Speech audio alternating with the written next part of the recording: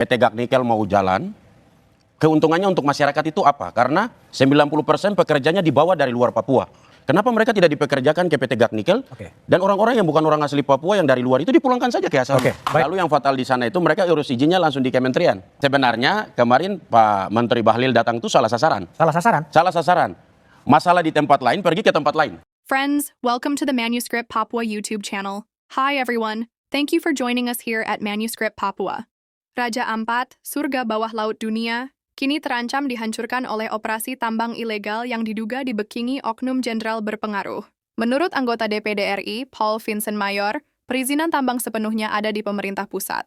Pemerintah daerah tidak memiliki kewenangan menghentikan aktivitas ini. Tambang di Raja Ampat juga melanggar Undang-Undang Pengelolaan Wilayah Pesisir dan Pulau-Pulau Kecil yang hanya mengizinkan kegiatan konservasi, pariwisata berkelanjutan, riset, dan budidaya laut. Menghancurkan Raja Ampat berarti menghancurkan masa depan anak cucu kita dan keragaman hayati yang tidak ternilai harganya. Namun, di dalam masyarakat Raja Ampat sendiri terjadi perpecahan. Sebagian masyarakat adat mendukung tambang karena berharap ada manfaat ekonomi dan pekerjaan. Kami di sini ingin perusahaan itu buka. Buka. Pengangguran di Raja Ampat.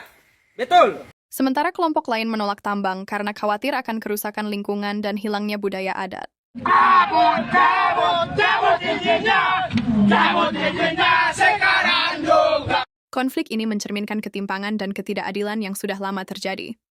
Sebagian masyarakat merasa diabaikan dalam pembangunan, sementara kepentingan politik dan bisnis sering memanfaatkan isu adat. Jadi bukan hanya soal membuka atau menutup tambang, ini tentang siapa yang benar-benar diuntungkan dan siapa yang akan kehilangan segalanya. Untuk itu, pemerintah harus membuka dialog inklusif dengan seluruh masyarakat adat dan memperkuat perlindungan hukum terhadap hak-hak mereka. Pembangunan ekonomi alternatif yang ramah lingkungan harus didorong, dan pengawasan ketat terhadap pertambangan harus dijalankan tanpa intervensi kekuasaan gelap.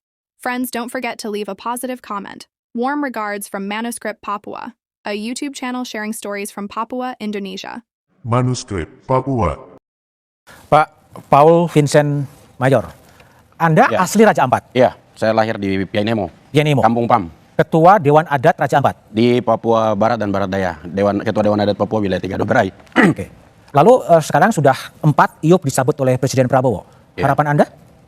Ya, saya apresiasi. Saya apresiasi respon cepat dari Pak Presiden Prabowo. Tapi juga kita harus perhatikan GAK hari ini. GAK ini perusahaan yang dari tahun 70-an. Oke. Tapi kenapa baru sekarang orang ribut-ribut tentang GAK? Karena kalau kita lihat di sana, pekerja orang asli Papua di sana itu di bawah 10%. Di bawah 10%? Iya, saya ke sana tahun 2022 untuk pergi cek itu, pekerjanya mungkin cuma 3%. Orang kerja semua dibawa dari luar. Kontraktor lokalnya tidak dilibatkan, dibawa kontraktor dari luar. Jadi saya lihat memang benar-benar sumber daya alamnya dikeruk, sumber daya manusianya terpuruk. Ini menjadi satu catatan penting untuk Pak Presiden Prabowo untuk kita harus perhatikan GAK ini. Mereka nambang, ambil sumber daya alamnya, tapi masyarakat adat Papua tidak diperhatikan. Tapi ada suara-suara juga yang di GAK itu yang mengatakan keberatan kalau kemudian tambang itu kemudian ditutup. Mereka bukan orang asli Papua. Oke. Mereka itu asalnya dari Maluku Utara. Mereka bukan orang asli Papua. Jadi saya pikir tiba-tiba Pak Menteri muncul ke sana, ada spanduk yang didesain sedemikian rupa bagusnya, ada yang ikat kain merah di kepala, terus datang berteriak-berteriak di situ, saya curiga by design, didesain. Siapa yang desain? Ya, kita bisa lihat secara kasat mata kelihatan kan. Oke, baik. 2.000 hektar tanah di Tanah Marin dibabat hanya untuk kepentingan oligarki dan ketamakan dan kerakusannya, dan juga ini Raja Ampat yang indah mulai hancur karena ketamakan dan kerakusan oligarki dan penguasa dengan slogan demi proyek strategis nasional. Inilah roh dunia. Apakah kita mau ikut dengan roh dunia seperti ini?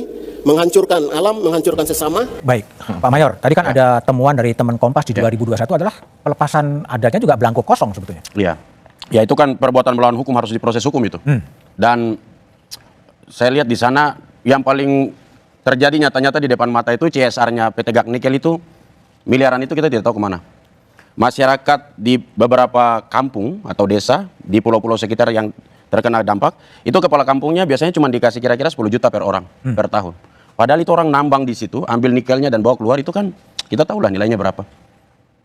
Miliaran banyak itu kemana. Jadi saya harap di momentum ini sebaiknya aparat penegak hukum masuk untuk melakukan pemeriksaan. Karena saya sudah 2 bulan lalu sudah dorong untuk BPKRI segera audit CSR PT Gak Nikel, tapi tidak masuk juga. Oke. Jadi memang momentum ini saya mau desak untuk aparat penegak hukum lakukan audit. Oke. Periksa CSR PT Gak Nikel, uangnya dikemanakan saja selama ini. Oke. Baik, Pak Cik. Sebetulnya menurut pengamatan Anda sebagai anggota DPD dan juga Ketua Dewan Adat Raja Ampat, Dewan Adat Papua di wilayah 3 Dobrai. Oke, Dewan Provinsi Adat Papua Papua Barat. Pertanyaannya adalah, ada berapa sih IUP yang Anda ketahui sebenarnya? Saya curiga itu lebih dari yang disebutkan di media kemarin. Saya kasih contoh seperti yang ada di Kepulauan Piai Nemo itu. Itu di gugusan itu kalau kita lihat di peta itu Kepulauan Fam itu. Di Piai Nemo itu di Kampung Saupapir, Kampung Saukabu dan Kampung Pam itu ada PT Anugerah Pertiwi Indotama. Saya kemarin dengar tidak disebut. Tidak disebut. Ya, isu yang beredar di sana dan waktu saya kunjungan dapil ke sana, ke Kampung Pam, itu diserahkan oleh masyarakat sendiri.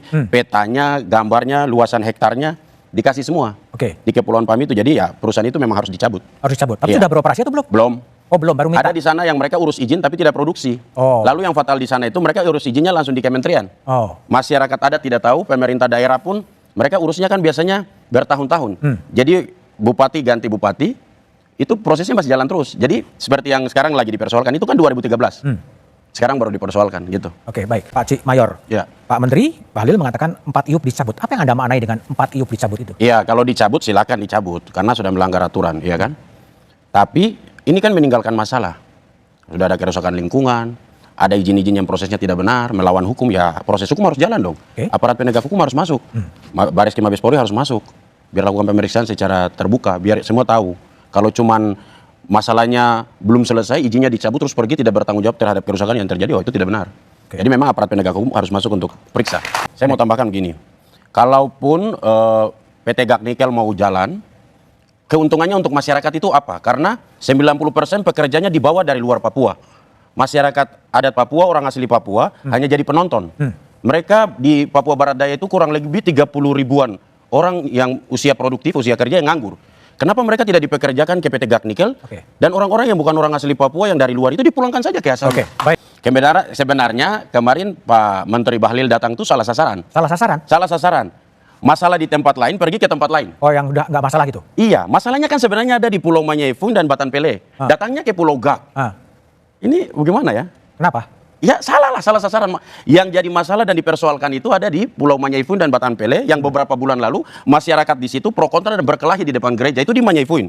Dan masalah kerusakan itu ada di Batan Pele dan wilayah sekitar situ sampai ke KW. Karena di dua wilayah ini dihimpit oleh Wayak dan Piai Nemo. Ya. Masalahnya di situ bukan Gak yang jauh di sana. Oke, baik. Raja Ampat itu kan dari Waisai sampai ke Misol itu memang wilayah pariwisata.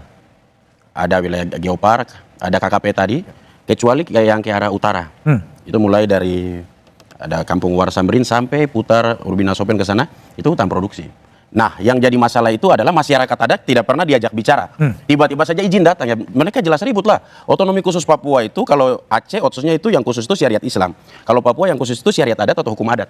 Jadi harus diajak bicara. Nah, karena itu... Apa yang Anda harapkan sekarang? Harapan saya adalah ketika perusahaan masuk dan bekerja seperti ini, sesuai dengan Undang-Undang Otonomi Khusus harus 80% orang asli Papua kerja di situ. Jadi Faktanya ya? di Pulau Gak tidak, dan di perusahaan-perusahaan lain yang ada di Raja Ampat maupun di Sorong juga sama. Nah, sekarang kalau ada 4 perusahaan yang ditutup, maka pekerja-pekerja dari perusahaan itu yang notabene orang asli Papua sebaiknya dibawa dan dipekerjakan di Pulau Gak. Itu Oke. menjadi satu solusi penting. Oke, baik. Dan yang terakhir, Pendek, tolong pendek. saya desak aja aparat penegak hukum cek CSR PT Gak Nikel yang sudah Larinya berapa kemana? tahun ini hilang. Oke, baik. Manuskrip Papua.